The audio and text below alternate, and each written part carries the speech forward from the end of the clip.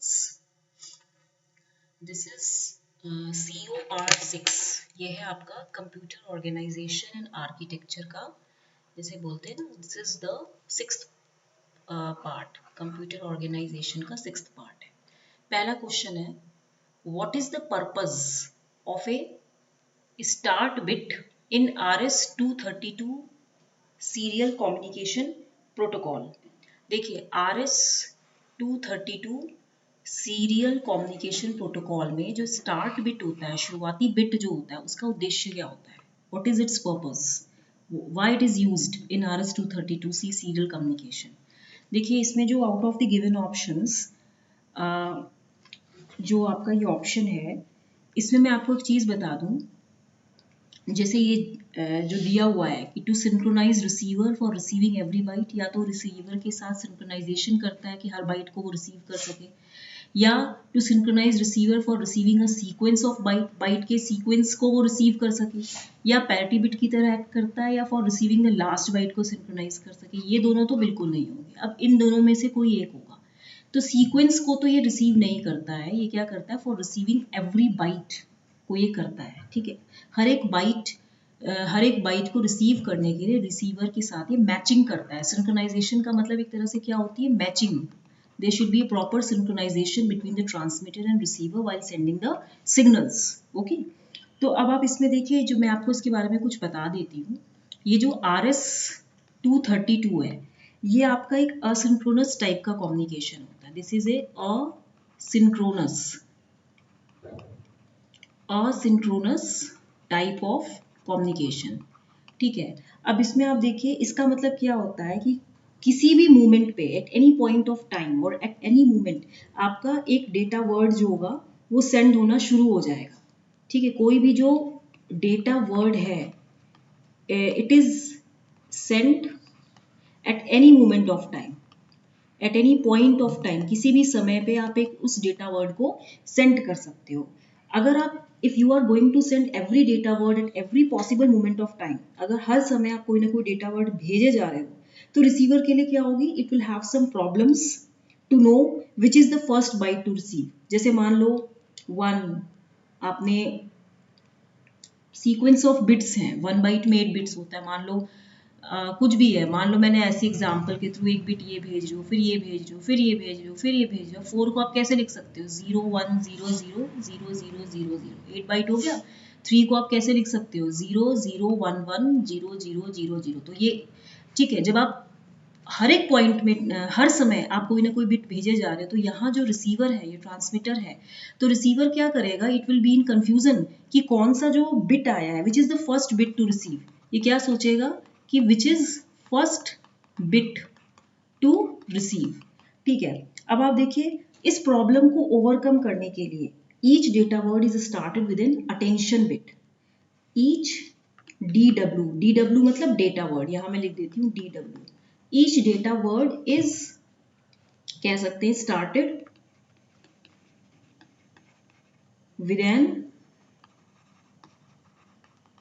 Attention bit. हर एक bit के साथ उस डेटा वर्ड को स्टार्ट किया जाता है। तो ये अटेंशन बिट क्या होता है, this attention bit is the start bit. मैं ये भी कह सकती हूँ कि ये अटेंशन बिट क्या है, इसको हम स्टार्ट बिट भी बोलते हैं, ठीक है। अब it is always identified by the space line level. It is, मैं ये भी बोल देती हूँ, it is always identified by space line level. मतलब हर लाइन लेवल में एक स्पेसिंग दी जाती है, इसमें एक स्पेसिंग के बाद आप एक डेटा वर्ड को सेंड कर सकते हो। तो बिकॉज लाइन मार्क स्टेट में होती है, व्हेन आइडल, जब वो आइडल होती है, then it is in mark state, तो start bit is easily recognised by the receiver. तो इसमें बस यही है कि एक स्टार्ट बिट इसमें हर डेटा वर्ड के साथ भेजा जाता है, which is easily and always identified by the space line level, ठीक है।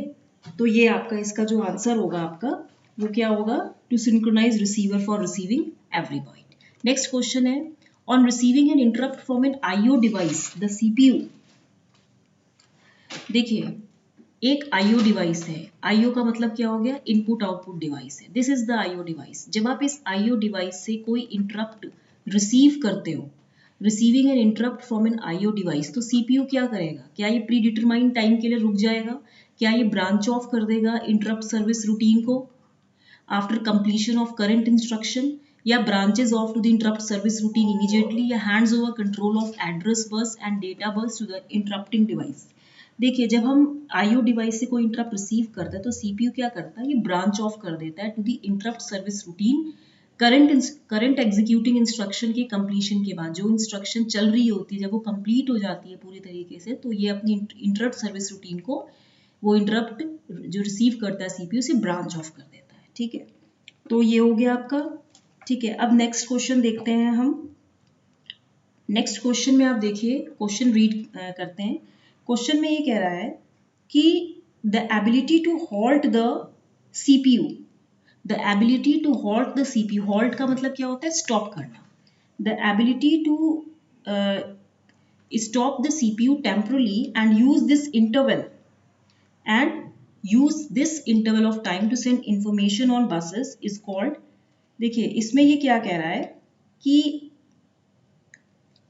जब आप सीपीयू को कुछ समय के लिए टेम्पररी बेसिस पे उसको रोक देते हो और इस टेम्पररी पीरियड ऑफ टाइम को इंफॉर्मेशन सेंड करने में यूज करते हो बसेस में, तो उसको क्या बोला जाता है?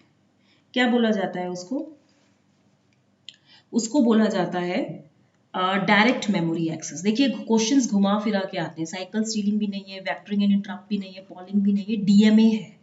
डीएमए क्या है कि आप क्या कर रहे हो? सीपीयू की इंटरवेंशन नहीं ले रहे हो, आप सीपीयू का यूज ही नहीं कर रहे हो, सीपीयू की वर्किंग को आपने स्टॉप कर दिया है और उस पीरियड ऑफ टाइम में आप उस इंफॉर्मेशन को जो आप भेजना चाहते हो बसेस में भेज रहे हो।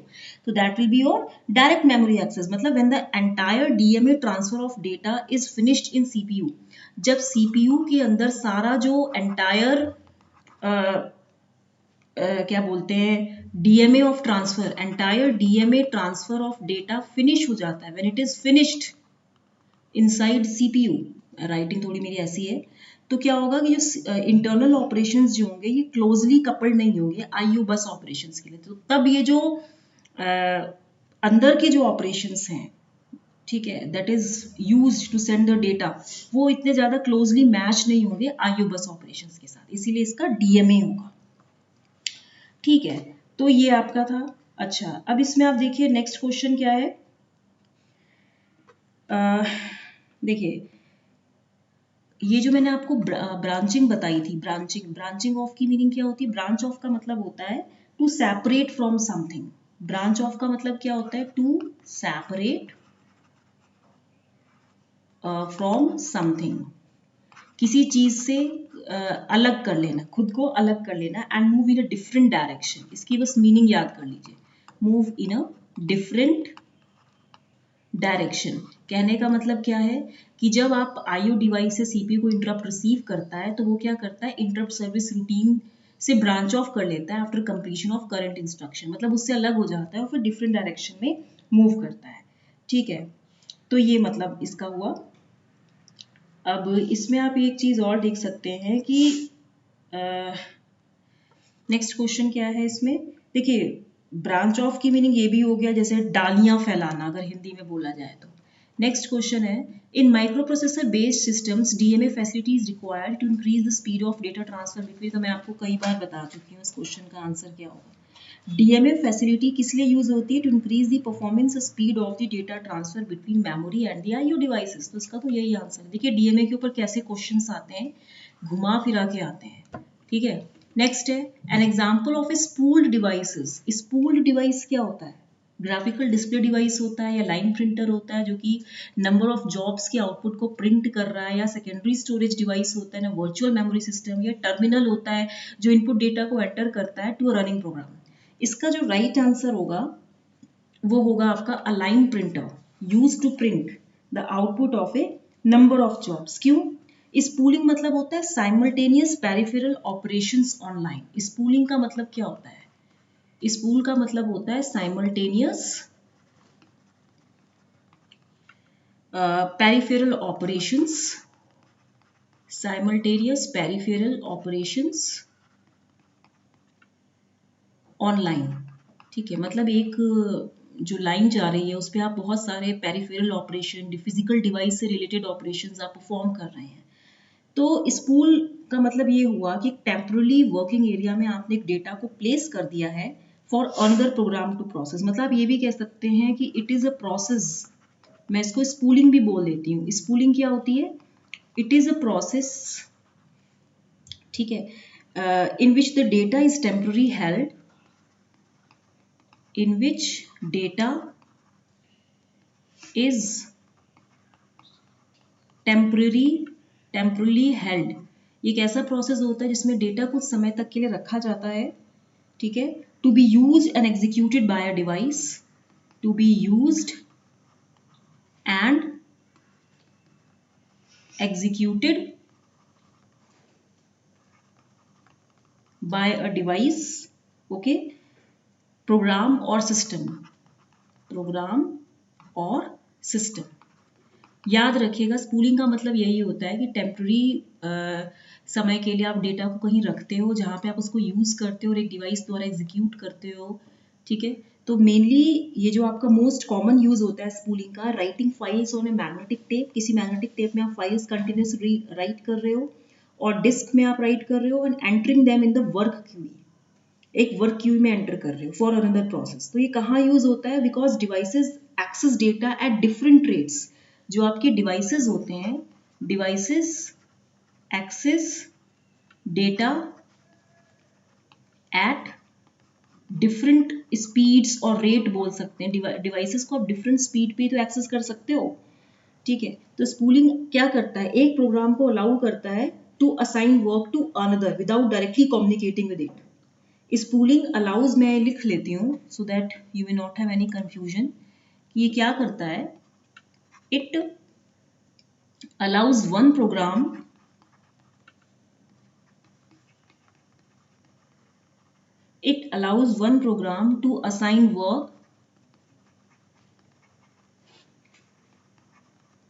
to assign work to another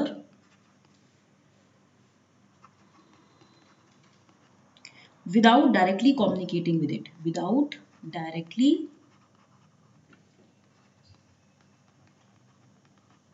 communicating with it।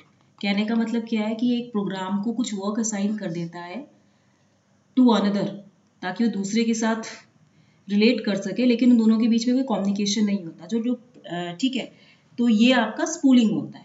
Spooling is an acronym for the simultaneous peripheral operations on line। आप ये भी कह सकते हो the process of placing data on a temporary working area. किसी भी टेम्पररी, कोई भी आपका जैसे मैं बोल देती हूँ, कोई भी आपका, जैसे ये मैं, कोई भी आपका एक टेम्पररी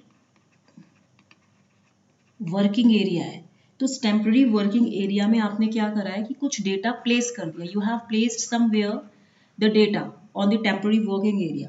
तो for another program to process, for another program to process और यूज, ठीक है। तो यही होता है।